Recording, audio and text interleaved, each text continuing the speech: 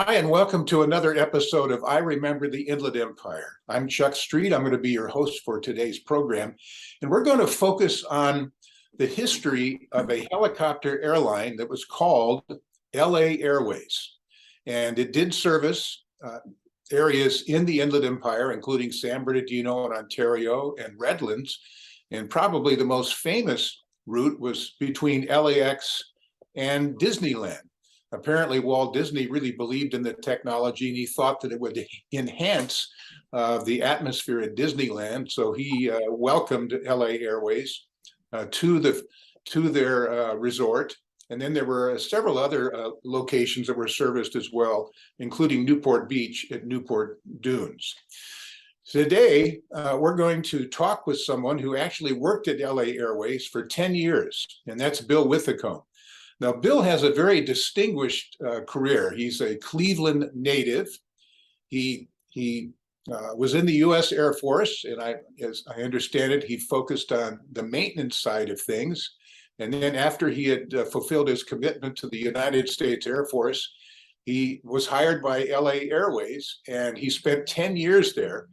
After leaving LA Airways, he joined the FAA as a maintenance inspector because of his extensive experience in that area. He also was in flight standards, and he spent 45 years working for the FAA and actually rose to the position of the Western Region Administrator, which oversaw 4 states and most of the Pacific Ocean, all the way out to Japan. So he is indeed a very distinguished aviation person, and we're thrilled to have you with us today. So, Bill, welcome to the program. Well, thank you, Chuck. I appreciate it. And also Mike, who's on. I appreciate that very much. And I'm certainly interested in talking about the history of Los Angeles Airways. So you left the Air Force, you had served your commitment, and then you heard about this helicopter airline called LA Airways, and I believe you entered the company as a maintenance person, and then eventually rose in management and were helping to run the entire airline. It's my understanding that LA Airways started in 1947, and initially they were transporting the mail, and then in 1954, I think they were given the authorization by the Civil Aeronautics Board, which was the precursor, right, to the FAA, to carry passengers with scheduled service. So tell us what you know about that, how you transitioned from delivering the mail to finally transporting passengers around the Southern California area. Well, obviously, the owner of and operator of Los Angeles Airways was a guy by the name of Clarence Boleyn. He was a former Army aviator, and he was on the aviation side, maintenance side of the house as well. And when I started working for them, they were obviously, that was during the late 1950s. They had started operations in 1947, as Chuck indicated. They were operating mail runs primarily, and they used smaller helicopters to do that. They started out with they always operated Sikorsky helicopters. So they were operating the S-51 on these mail runs. A lot of interesting stories with that particular operation. Strictly VFR operations. There were no instrument flying in those days. And also they then branched out to the Sikorsky S-55, which is a little bigger helicopter that they could operate on some of those runs. And that's the kind of helicopter that they entered into service when they started carrying passengers. So they had a combined operation for a while in the 1950s that was both S-55s operating, carrying passengers and mail as well. It wasn't until the early 1960s that they started operating the larger helicopters, the S-61 helicopter that was called the S-61L because it had landing gear on it and not just retractable gear under floats that are on the side of the Navy type aircraft. The U.S. Navy operated these aircraft for a long time as well during that time period. And that played a key role in the formation of, as a matter of fact, the helicopter industry and the helicopter airline industry throughout the United States. There were several different ones that were in operation throughout the country. Los Angeles World Airways, or I should say Los Angeles Airways, was one of them. Chicago helicopters, New York helicopters, and New York Airways, I should say. Those were others that were in business. And also San Francisco had a large operation involving helicopters. So that was part of the history of how it was formed. It was formed because Congress recognized that there was a need for this type of vertical operations around crowded cities in particular. And the vision was that LA Airways was one of the new technologies that could operate a system of heliports at key locations throughout the Southern California area, moving past the freeways, which were even crowded in those days, and fly passengers from these locations where heliports were installed and fly them to the airports like Los Angeles International. So that was the original design and the thought behind the formation of these helicopter airlines across the country. And LA Airways was one of them. They had a base located on LAX. It sat on the south side of the airport and essentially was in a hangar that had been built back in the 1930s. And that hangar was big enough to be capable to put 2 or 3 helicopters of the size of the S-61 in there for maintenance purposes. And the headquarters operation of the helicopter company management was there. And at one time that company employed probably close to 200 people. So Bill, it's my understanding, in fact, I remember this growing up in San Bernardino, that LA Airways landed near the National Orange Show across the street from there. They landed at Ontario Airport and they landed in Redlands. Right. What do you remember about those destinations? Well, they were just like the helicopter industry. They were new. That was required to set up some sort of facility that would be usable in that particular area that they wanted to serve. So the company designed, as I said previously, there's a heliport design that needed to be put in place at these various locations in the Inland Empire where they operated. And they would set up a building that had the facilities to serve as a terminal. And that terminal would be staffed with people that collected tickets and sold tickets and provided a place for people to wait for the arriving or departing helicopters.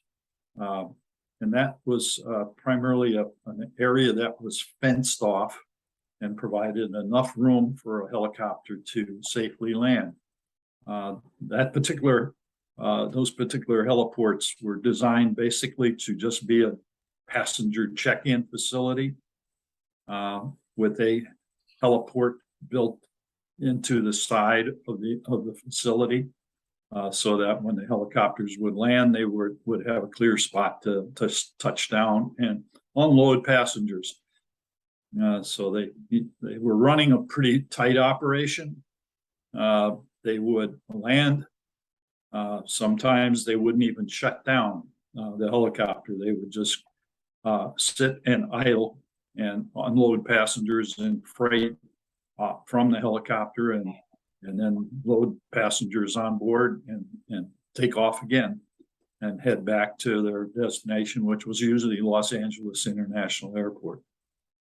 So Bill, let me just, the Sikorsky S-61, which originally was designed for the U.S. military and specifically the Navy, but that's also the kind of helicopter that the President of the United States flies in, right? The Marine One is Yes, that's correct. S-61. Mhm. Now, so obviously, some people in Congress believed in this concept of commuting by helicopter. And so they were able to pass legislation that would subsidize these airlines that were starting up around the country. You mentioned the city, Chicago, New York, San Francisco, including LA. So they believed that this would catch on, and so that they just wanted to prime the pump, so to speak. Is that accurate? Yeah, that's true. And that's why they subsidized the operations of these several different helicopter operators throughout the country. By subsidy, basically Congress would provide additional funding to support the operations because they felt that this was a unique way to improve transportation throughout the what we would call the larger cities. And as a matter of fact, Los Angeles Airways and the founder of that company, Clarence Boulin, had a belief that the large cities would extend for miles outside of their current borders in the future. So this was his vision, was to provide some sort of transportation means that was effective and efficient and quick to move people from one place to another. In fact, he envisioned the city of the Southern California city of Los Angeles and San Diego to basically be merged into one. And if you look around today, it's almost there. That one big city, all the way from Central California down the coast to the Mexican border, basically. So the idea was that he was going to be able to serve this huge area here in Southern California. In fact, he was so dedicated to it that he named his helicopters Megapolis. And that's what the term for this large city was, Megapolis. So he would put Megapolis 1, 2, and 3 on the side of his helicopters so that he could identify which ones. Of course, they operated by a company number. That's how we knew them, but he always named them after a large city. In his mind, that was what his purpose was to be able to provide transportation throughout that area. And well, by the way, the owner of this company, Los Angeles Airways, as I mentioned before, he had an aviation background of his own. He was a very serious man, was always interested in making the company better. In fact, he interviewed personally every employee that he hired, and was dedicated to making sure that his company was going to operate effectively. So that's kind of the background from his viewpoint and how he felt that this company was very important to the entire country. And that's how he managed to convince Congress that they should subsidize the operations. Well, that lasted for probably about 10 to 12 years. And eventually, some of the new members of Congress decided that there were better ways to be able to support aviation than providing subsidies. So what was the fare like? We're talking about the 1960s. And typically, what do you think it cost to buy a ticket on one of LA Airways helicopters, say from LAX to Disneyland. Do you remember? Yeah, I wasn't in the fare side of it. I wasn't part of their ticket agent group or anything else. My business was operations of the helicopters and maintenance of them, and also I worked in upper management later in my career with them to ensure that we did everything we could to continue effective operations with them. But the cost was around between $30. You could actually buy a ticket and fly a round trip for like $40 in those days. Because it was subsidized, they wanted to make it cheap for the interconnecting operations of airlines. So there was in LA Airways case, there was a central location, and it actually was an extension of the United terminal that was used, and they would land on the ramp out near one of the outboard taxiways on the south side of the airport, and then taxi the helicopter up to the terminal area, and that was the United Airlines terminal where they were located at for the Los Angeles operations. So that's where they would taxi up to and shut down and unload passengers. The passengers would then walk into the United terminal and go on to their flights, whether that be something like a United Airlines flight or one of the other airlines, because the terminals were connected and you could actually move amongst the terminals there and catch your flight, no matter what airline you were flying. So that was the uniqueness of the operation. How many seats were in the Sikorsky S-61 helicopter? How many passengers could you take at one time? 28 passengers and 2 flight crew members, besides the pilot and co-pilot, which always were operating.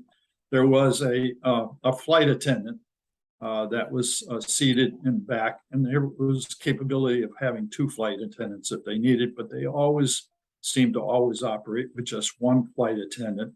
And there was a flight attendant station in the middle of the passenger area where he had a jump seat that he was able to sit near one of the exits. We had, in those days, we had what was called the air stair door. When you opened one of the central exits, it became a stairway. So the passengers could walk down that stair and depart the helicopter with no problem. So you talked about eventually there were a couple of accidents that really impacted the perception of the company. And you indicated previously that the military was operating these helicopters. And one of the things that they saw as a benefit was that they could see how these aircraft were performing in the civil sector. And they were hoping to learn what they could from it. Can you talk about that? Because I know you have an extensive maintenance background, and you were overseeing that portion of the operation with Right. Airways. Yeah, well, one of the things that the military was interested in was what happens when they get high-time helicopter operations. In other words, putting a lot of hours of operations on the components of military helicopters. So in its wisdom, when they provided some of the subsidies, the U.S. government depended upon relationship between the military and these operations of Los Angeles Airways in particular, because we were operating the same type of helicopter that the military was operating. And that was one of the benefits. We flew a lot. We had the highest time of any of the S-61 models on the airframes and the rotor systems on these helicopters. LA Airways was unique in one respect because they had an overhaul shop that was part of the operations and based there in that hangar. They could overhaul gearboxes. They could overhaul rotor heads. and they could also overhaul engines. They operated, General Electric was the provider of the jet engine aircraft, the jet engine types that were installed on the S-61 aircraft. So this was a benefit, and you didn't have to depend entirely upon the manufacturer. But there were problems that popped up, and as Chuck indicated, there was a series of 2 accidents that really hurt the industry and hurt Los Angeles Airways. Basically, around 1968 was when one of them, the first one, occurred. This involved a rotor head component. Of course, the NTSB, National Transportation Safety Board, and the FAA investigated that accident. And what they found was, as best they could tell, was there was a pitch change rod that changed the flight angle of the helicopter blades. And there were, of course, 5 blades on this helicopter. And they had 5 pitch change rods that were part of the main rotor head. And they believe that one of these rods failed, and it caused the main rotor blade to change pitch angle, and it actually dropped the angle of that blade to the point where it dove and cut the tail cone off the helicopter in flight. Everybody on board that helicopter was killed. And it wasn't a full load, but it was, I believe, as I recall, involved about 20 people by the time we were done, including the crew and also the passengers that were on board. That was the first accident that occurred, and it was heavily investigated. But because of the amount of damage that was done, they could never prove specifically why that pitch change rod failed. It was thought that it was a fatigue crack that possibly caused it.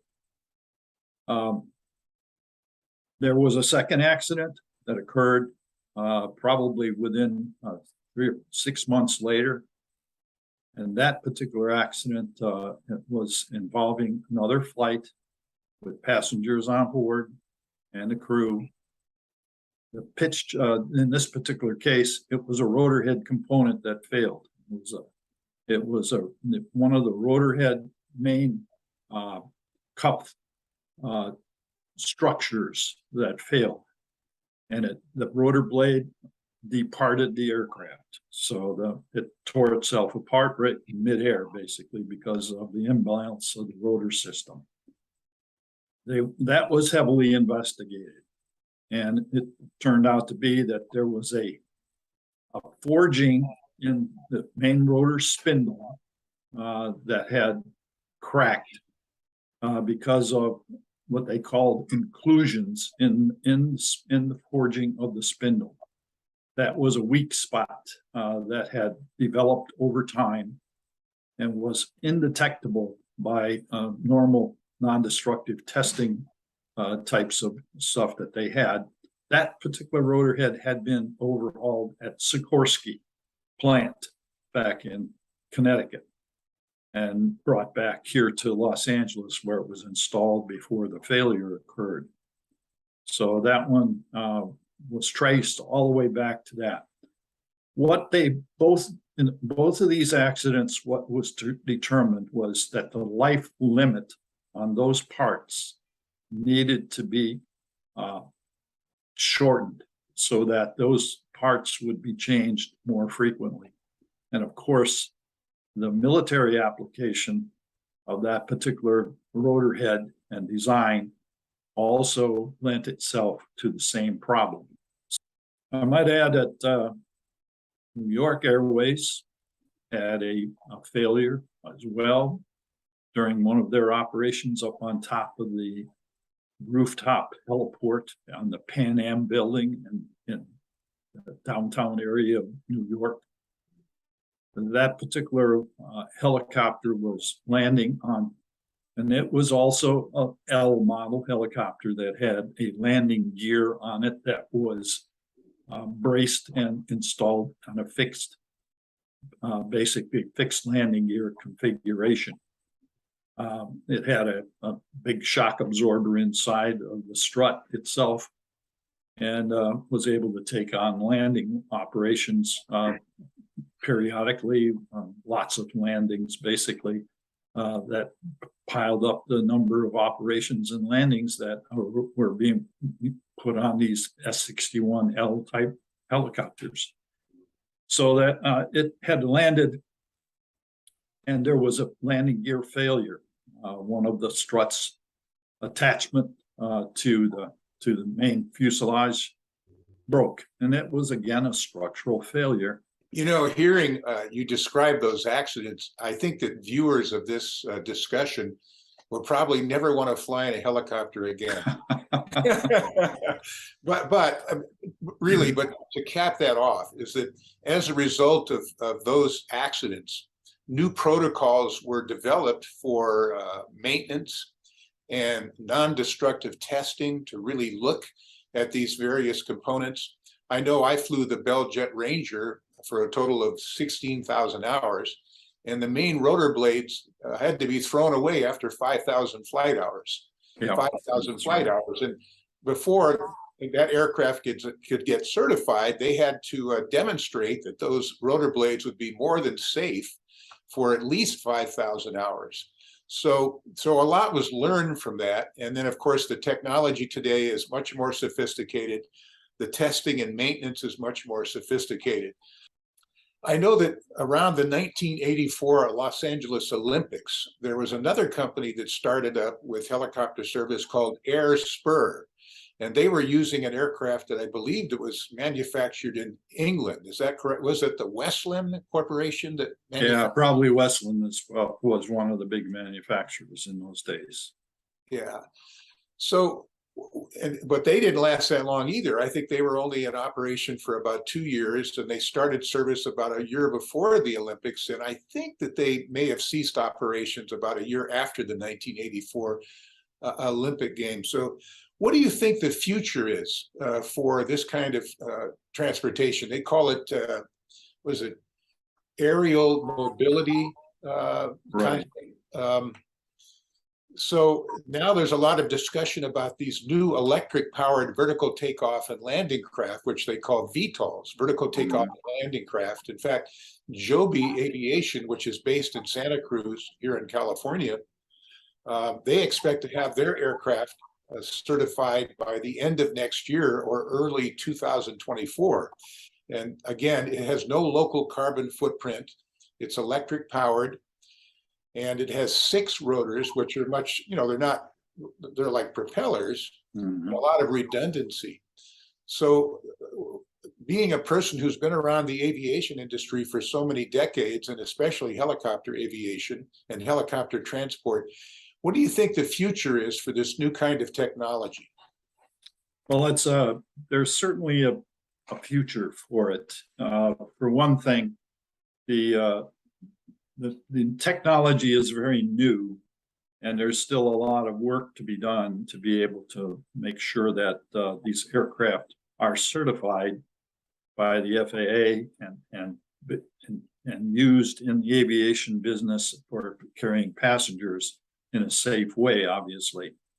So it does require a certification, does require the FAA to establish certain operating regulations for these particular aircraft.